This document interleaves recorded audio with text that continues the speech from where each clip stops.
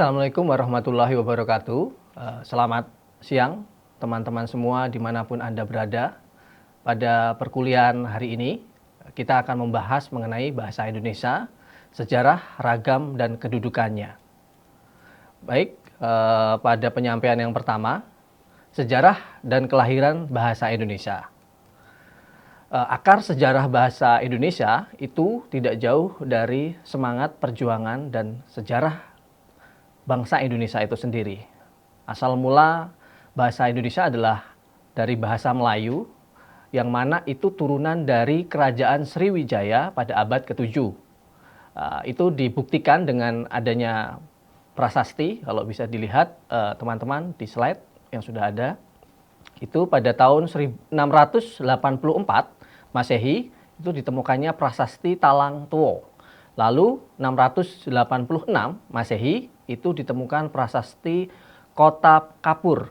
Lalu abad ke-7 itu ada prasasti Karang Brahi. Lalu mengapa bahasa Melayu digunakan sebagai embrio dasar atau sebagai dasar dari pembangunan bahasa Indonesia? Yaitu dengan alasan pertama adalah bahasa Melayu itu memiliki sejarah kebahasaan lingua franca, yang mana dia itu adalah fungsi secara bahasa itu lebih lama. Lalu yang kedua, bahasa Melayu itu sederhana, struktur bahasa yang mudah dipelajari. Lalu yang ketiga itu bahasa Melayu itu demokratis ya, tidak mengenal tingkatan tutur antara satu orang dengan orang yang lain. Dan yang keempat itu inklusif, mudah diterima. Pada masa setelahnya bahasa Indonesia itu tumbuh dan diikrarkan pada tanggal 28 Oktober 1928 pada momentum Sumpah Pemuda, yaitu dengan ikrar menjunjung bahasa persatuan bahasa Indonesia sebagai bahasa kebangsaan. Lalu dilegalitaskan oleh Indonesia melalui Undang-Undang Dasar 1945 pasal 36 yang mana berbunyi penetapan bahasa Indonesia sebagai bahasa negara secara hukum. Lalu tonggak pergerakan atau perkembangan sejarah bahasa Indonesia itu dimulai pada 1901 ketika ejaan Van Ophusen itu dilegalkan. Lalu pada 1908 itu ada Balai Pustaka. Tumbuh lagi pada tahun 1933 itu ada Pujangga Baru, dan berkembang lagi pada tahun 1947 itu ada Ejaan Republik. Lalu pada tahun 1972 di bawah kepemimpinan Orde Baru Soeharto dikembangkan menjadi EYD atau Ejaan yang disempurnakan. Lalu adanya Kongres Bahasa dari tahun 1938 hingga 2013, bahasa Indonesia terus diperbaharui melalui pertemuan-pertemuan secara ilmiah dan melalui publikasi-publikasi yang terus dilakukan hingga hari ini. Lalu ada beberapa aspek dan fungsi bahasa Indonesia. Yang pertama, aspek komunikasi, yaitu ada proses dan dimensi komunikasi bahasa Indonesia. Unsur-unsurnya bisa kita lihat. Pertama, sebagai pengirim bahasa atau pengirim pesan atau sender. Lalu yang kedua, message, itu sebagai pesan yang disampaikan. Kemudian receive itu sebagai penerima pesan. Respon itu sebagai penerima atau penerima respon. Lalu ada juga encoding atau penyandian media, saluran komunikasi. Decoding itu pengawas sandian. Lalu yang terakhir itu feedback, umpan balik ya. Lalu ada jenis komunikasi dalam bahasa Indonesia, yaitu satu arah, itu komunikasi tanpa umpan balik ya, jadi cuma satu arah saja teman-teman. Lalu dua arah itu komunikasi interaktif dengan feedback. Dan yang ketiga itu verbal, itu menggunakan kata-kata dan bahasa. Dan non-verbal itu menggunakan bahasa tubuh, ekspresi, gerak, atau lebih mudahnya kita menyebut sebagai bahasa isyarat. Lalu ada aspek kebahasaan atau aspek linguistik, itu ada 4, yaitu fonologi, studi tentang bunyi ya teman-teman sederhananya. Lalu ada morfologi, itu ilmu kebahasaan yang membahas mengenai kata dan pembentukannya. Lalu sintaksis, itu ilmu kebahasaan yang berusaha mempelajari kalimat dan tata bahasanya dan semantik, itu ilmu kebahasaan untuk memahami makna. Lalu ada aspek paralinguistik, itu ada 4, itu intonasi. Jadi kalau dalam berbahasa kita juga harus mengamati atau memahami intonasinya. Lalu yang kedua gerak tubuh. Ya, gerak tubuh ini juga penting ya teman-teman semua, karena dengan gerak tubuh juga kita bisa memahami bagaimana sebuah maksud atau sebuah makna itu disampaikan. Lalu yang ketiga itu tekanan, dan yang keempat tentu saja kualitas suara dari seorang penutur. Lalu fungsi bahasa itu ada, bahasa Indonesia itu ada beberapa. Yang pertama itu fungsi sosial ya. Jadi sebagai alat interaksi atau pemersatu atau komunikasi antar individu dan kelompok. Lalu fungsi pendidikan itu sebagai sarana penyampaian ilmu. Lalu fungsi hukum itu sebagai alat perumusan aturan biasanya ya.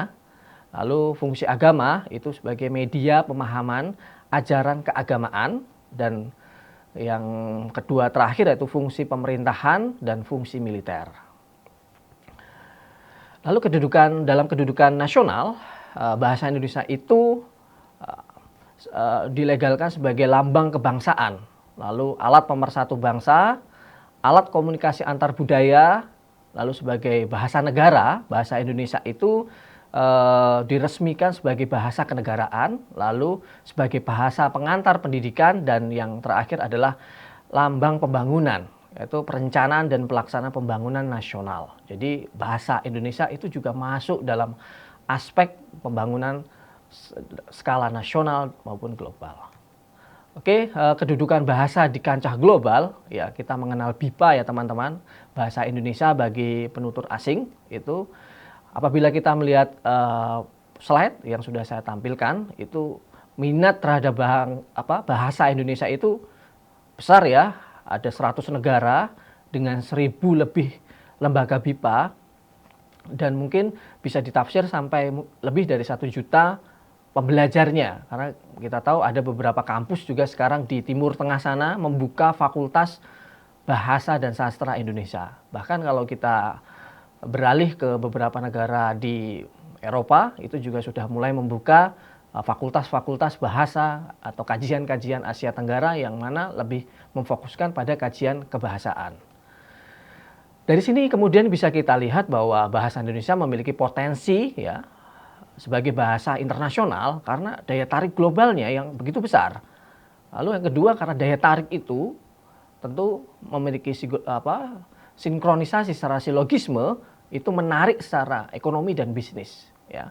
Lalu bahasa Indonesia itu juga kaya akan budaya dan kaya akan tingkatan pemaknaan.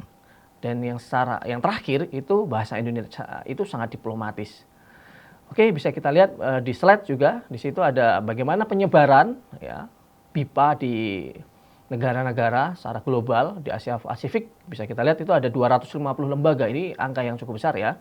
Di Asia Tenggara itu ada 180 negara, Asia Timur itu ada 125 negara, di Eropa itu ada 90 lembaga, Amerika itu ada 75 lembaga, Australia itu 45, dan masih banyak lainnya.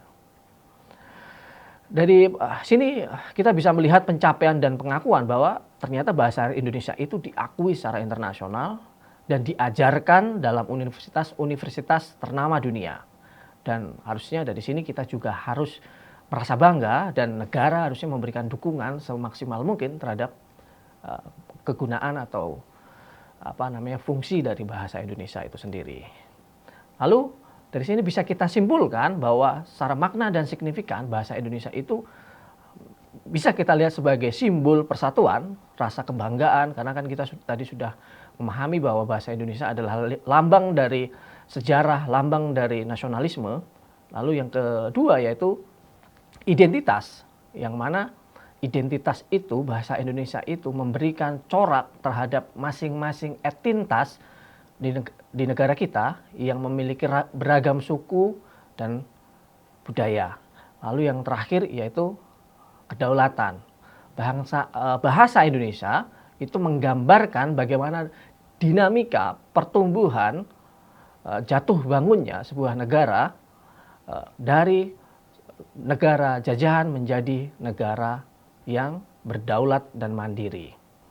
Lalu yang berikutnya yang bisa kita pahami dari bagaimana ragam kedudukan dan sejarah bahasa Indonesia ini adalah bahasa Indonesia itu adalah alat komunikasi yang komunikatif tentunya digunakan sehari-hari tanpa melihat aspek-aspek perbedaan kelas. Lalu sebagai sarana pembangun dan yang terakhir yang terpenting juga bahasa Indonesia itu adalah jembatan global. Mengapa jembatan global? Karena tentu dengan adanya BIPA itu adalah sebuah cara manifestasi bagaimana bahasa Indonesia, dan tentu ketika kita membicarakan bahasa Indonesia, otomatis kita akan membicarakan Indonesia untuk menjadi bangsa dunia.